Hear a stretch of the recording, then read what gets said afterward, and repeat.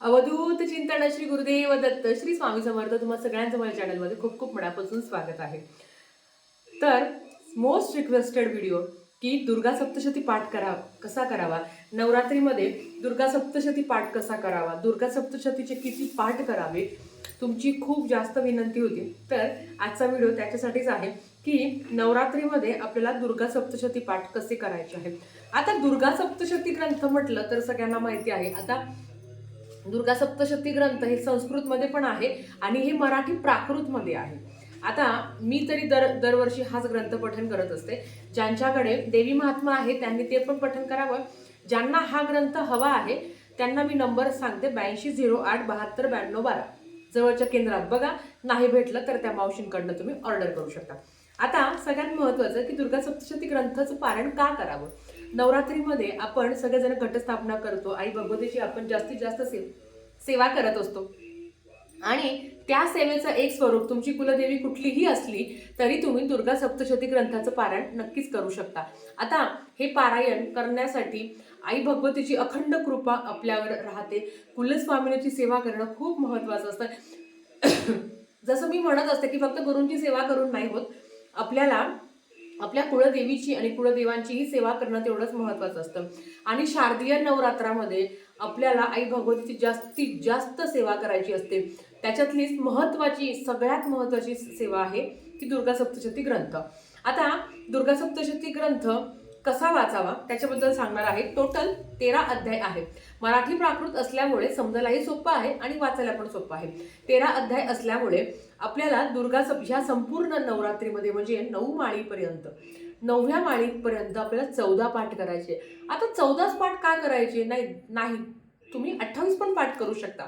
पण 14 पाठ केल्याने नवचंडी केल्याचं फळ तुम्हाला मिळतं. तुम्ही विचार करा, आपण जर नवचंडी करायला गेलो तर आता 50-60 हजार रुपये आरामशीर लागतात. पण जर तुमच्या घरात दुर्गा सप्तशतीचे 14 पाठ झाले तर तुमच्या घरात नवचंडी होईल, म्हणजे ती नवचंडी केल्याचं फळ तुम्हाला मिळत असतं. एवढी प्रभावी ही सेवा आहे. आता पहिल्याच दिवशी संकल्प करायचा. संकल्प कसा करायचा ते तुम्हाला माहिती आहे. संकल्प करताना आपल्याला आई भगवतीची सेवा करायची आहे. आईला आपल्या बाळाचं सगळं माहिती असतं. आपल्याला जसं आपल्या मुलांचं माहिती असतं त्याच पद्धतीने आईला आपल्या बाळांचं सगळं माहिती असतं की त्याला काय हवं आहे, काय नको आहे. मी तरी ते सांगेल की काहीही न मागता फक्त संकल्प करा की आता समजा माझी कुलदेवी रेणुका माता आहे तर मी संकल्प करेल की देवी आई की बाबा माझ्याकडनं 14 पाठ तू करून घे. असा साधासा संकल्प करायचा. तुमच्या काही जर इच्छा असेल तर अर्थात त्या तुम्ही बोलू शकता. ते झाल्यानंतर पहिल्या दिवशी पाठाला सुरुवात करायचं. आता 9 दिवसात 14 पाठ कसं करायचं. पहिल्या दिवशी 2 पाठ करा, दुसऱ्या दिवशी 2 पाठ करा, तिसऱ्या दिवशी 3 पाठ करा, चौथ्या दिवशी 4 पाठ करा. असे तुम्ही 2-2 पाठ करू शकता. आता पहिल्या दिवशी घटस्थापना असते, घरातले कामं असतात. तुम्ही सुरुवातीला 1 पाठ करा, नंतर 2 पाठ करा, तुमची इच्छा. म्हणजे रोज एक पाठ करूनही तुम्ही 14 पाठ कंप्लीट करू शकता. आता 14च पाठ केले पाहिजे का तर नाही. तुम्ही 1 पाठ केला, 5 पाठ केले, 3 पाठ केले, 7 पाठ केले, विषम संख्येमध्ये तुम्हाला पाठ करायचे आहे. आता सगळ्यात महत्त्वाचं, तर तुम्हाला समजलं असेल की आपल्याला किती पाठ करायचे आहे. आता पाठ किती करायचे हे तुमच्यावर आहे. मी सांगेल 14 पाठ आवर्जून करा. सगळ्यात महत्त्वाचं, केंद्रात पाठाला जातो मग ताई ते ॲड करायचे का नाही. केंद्रात सामूहिक सेवा होत असते. सामूहिक सेवा तुमच्या संकल्पामध्ये ॲड नाही करू शकत. म्हणजेच आता समजा जर मी 14 पाठ केले आणि जर मी केंद्रात गेली वाचायला तर तो 1 पाठ मी ॲड नाही करणार.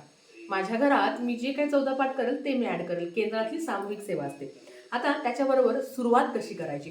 तर सुरुवात श्री दुर्गाष्टोत्तर नामस्तोत्रम इथून सुरुवात करायची. सुरुवात केल्यानंतर ते वाचायचं, नंतर देव्या कवच वाचायचं, नंतर अर्गला स्तोत्र वाचायचं, नंतर किलक स्तोत्रम वाचायचं, नंतर रात्री सुक्तम वाचायचं आणि नंतर अध्याय पहिला येतो. तो अध्याय तिथून सुरुवात करायची. 13 अध्यायपर्यंत वाचून घ्यायचं. अध्याय छोटे आहेत, काही खूप काही मोठे नाही. ते 13वा अध्याय वाचल्यानंतर काय करायचं. नंतर 1 माळ नवार्णव मंत्राची म्हणायची. नवार्णव मंत्राची माळ रोजच म्हणायची. असं नाही की एकदा म्हटलं की नाही. 14 पाठ करताना रोज हे सगळं वाचायचं असं नाही की एकदा वाचलं नाही, रोज सगळं वाचायचं असतं. तुम्हाला मी आता सांगितलं की श्री दुर्गाष्टोत्तर नामस्तोत्रम पासून रोज वाचायचं. त्याच्याबरोबर 13 अध्याय वाचल्यानंतर नवार्णव मंत्राची एक माळ घ्यायची. सुरुवातीला आपण नवार्णव मंत्राची एक माळ आवर्जून घ्या शक्य असलं तर. नंतर ते आपल्याला सगळं वाचायचं. नंतर 13वा अध्याय झाल्यानंतर परत नवार्णव मंत्र सगळ्यांना माहिती आहे. नवार्णव मंत्राची एक माळ घ्या. नंतर तंत्रोक्त देवी सुक्त वाचायचं. त्याच्यानंतर प्राधानिक रहस्य वाचायचं. वैकृतिक रहस्य तुम्हाला वाचायचं आहे. त्याच्याबरोबर मूर्ती रहस्य वाचायचं आहे. आणि देव्यापराधान क्षमा स्तोत्रम हे तुम्हाला वाचायचं आहे. आता एवढं वाचायचं ताई किती वेळ लागेल? सगळ्यात महत्त्वाचं अर्थात आपण संसारिक माणूस आहे, आपल्याला तेवढी काळजी असते की किती वेळ लागेल. तर मी तुम्हाला सांगते की हे सगळं वाचायला तुम्हाला पावणे 2 ते 2 तास लागेल. काहीच घाबरू नका ताई, आम्ही नवीन आहोत, उच्चार खूप भीती वाटते आपल्याला की उच्चार कसे निघतील, माझ्याकडनं काही चुकेल का. अशा वेळेस बिनधास्त यूट्यूबला लावून द्या. तुम्हाला माहिती आहे की श्री गुरुपीठ ह्या यूट्यूब चॅनलवर रोज श्री दुर्गा सप्तशती या ग्रंथाचं पारायण केलं जातं. फक्त ते जरा स्पीड खूप आहे त्याचा. तुम्हाला त्या स्पीडने वाचण्याचा प्रयत्न करा. ताई आम्ही ऐकू का? अजिबात नाही. कारण ही पारायण आहे. ह्या पारायणाचे काही नियम आहे की देवाकडे बसायचं आणि ऐकायचं नाही. तुम्ही पण पठण करा. तुमच्या तोंडातून पण उच्चार निघाले पाहिजे. जेव्हा तुमच्या मुखातून हे उच्चार निघतात तेव्हा तुमचे बऱ्याचशा ज्या अडचणी आहेत त्या मार्गी लागण्यास मदत होते. तर आता सगळ्यात महत्त्वाचं वाचाचे नियम सांगितले. पाठाचे काय नियम आहेत जे तुम्हाला आवर्जून पाळायचे आहे. दुर्गा सप्तशती पाठ आपण आई भगवतीची सेवा करणार आहोत. हे काही स्वामीचरित्र सारामृताचा ग्रंथ नाही की कधी कुठे केव्हाही वाचायचा. दुर्गा सप्तशती पाठ करताना महिला कुमारिका जरी पाठ करत असेल तरी मी त्यांना सांगेल, तुम्हाला माहिती आहे 14 पाठ करायचे असतात, त्याच्यावर व्हिडिओ येईलच, पण सांगते कुमारिका जरी पाठ करणार असेल, काही संकल्प असेल त्यांचा की लग्न जमू दे किंवा नोकरी लागू दे, काही तुम्हाला ज्या मनातल्या काही तुमच्या इच्छा असतील तर त्यांनी देखील साडी घालूनच पाठ करायचा. दुर्गा सप्तशतीचा पाठ हा साडी घालूनच करायचा असतो. आणि नवरात्रात करणार आहे तर साडीच घालायची. दुसरं बांगड्याच घालायची. एक बांगडी तरी हिरवी बांगडी घ्या. कपाळी कुंकू लावा. टिकली नाही लावली तरी चालेल पण कपाळी कुंकू लावा. एक आसन घ्या. आसन काळ्या रंगाची, साडी काळ्या रंगाची अजिबात नसावी. आता काळं का घालू नये त्याचं कारण सांगते. जेव्हा काळं घातल्यावर आपल्याला झोप येते, नकारात्मकता येतात, ते सगळं मन आपलं इकडे तिकडे भरकटत असतं. त्याच्यासाठी कुठल्याही प्रकारचं कहाणी आपण घालणार पण नाही. डोक्यावर पदर घ्या साडीचा, आपला जो असतो तो घ्या आणि त्याच्यानंतर पाठाला सुरुवात करा. सगळ्यात महत्त्वाचं उपवास करणार आहोत तर आपण तर दुर्गा सप्तशती ग्रंथ खाली बसूनच वाचायचा का? नाही. तुम्हाला जर खाली बसायला अडचण असेल तर तुम्ही एका प्लास्टिकच्या खुर्चीवर बसून समोर एखादा टेबल ठेवा किंवा काहीतरी ठेवा, मग वाचा. दुर्गा सप्तशती ग्रंथ खाली ठेवून वाचू नका. एका पाटावर घ्या, नंतर तो वाचा. ग्रंथ हलवला तर चालतो का? असं काहीच नाही. तुम्ही ग्रंथ हलवू शकता, म्हणजे वाचलं की तुम्ही जागेवर ठेवा, नंतर जेव्हा वाचत असेल तेव्हा तुम्ही परत काढू शकता. हा दुसरा नियम. तिसरा की ताई संपूर्ण तुम्हाला सांगते, संपूर्ण आपल्याला ते वाचायचं असतं. वाचण्याच्या आधी नवार्णव मंत्राचं पठण करायचं असतं. ग्रंथ मनातल्या मनात वाचू का? अजिबात नाही. तुम्हाला आवाज ऐकू येईल स्वतःचा, ह्या आवाजात ग्रंथ वाचायचा आहे. भले तुम्ही युट्यूबला लावून देणार असाल तरीही तुम्ही वाचू शकता. ताई मी विधवा आहे, मी ग्रंथ पठण करू शकते का? काहीच मनात आणायचं नाही. ग्रंथ आई भगवती आहे ती, आपल्याला त्यांची सेवा करायची आहे. कुठलंच मनात आणू नका की बुवा मी विधवा आहे. ग्रंथ पाठ कोणीही करू शकतो. मेल फिमेल म्हणजे लहान मोठे मुलं सगळे पाठ करू शकतात. आईची सेवा सगळे करू शकतात. काहीच मनात प्लीज असं आणू नका. आणि मला तरी वाटतं की जोपर्यंत बाई जिवंत आहे तोपर्यंत ती सवाष्णी असते. असो. त्याच्याबरोबर आता पावणे 2 तास लागणार आहे. 2 तास लागणार आहे. आम्ही मधून उठलं तर चालतं का? अर्थात नैसर्गिकरित्या जर काही आपल्याला वॉशरूम आला किंवा आपल्याला जर वॉशरूमला जायची गरज पडली तर काय करायचं? पाठला अशी जर वेळ आली तर तुम्ही वॉशरूमला जाऊ शकता. त्याच्या आधी हातपाय धुवायचे. जाऊन आल्यावर हातपाय धुवायचे, गोमूत्र शिंपडायचं आणि मग ग्रंथ कंटिन्यू करायचा. एवढं वाचणार आहे. तहान अर्थात लागेल. काही अडचण नाही. उठायचं, थोडंसं साईडला जायचं, पाणी प्यायचं, नंतर यायचं. ताई माझं बाळ लहान आहे. आता मी जसं खूप वेळा उठली त्याच पद्धतीने माझं बाळ लहान आहे, उठलं तर चालतं का? हो.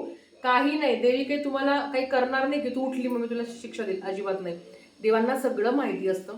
तुमचं बाळ लहान आहे तर अशा वेळेस तुम्ही त्याला फीड करण्यासाठी, त्याला झोपी लावण्यासाठी तुम्ही उठून जाऊ शकता.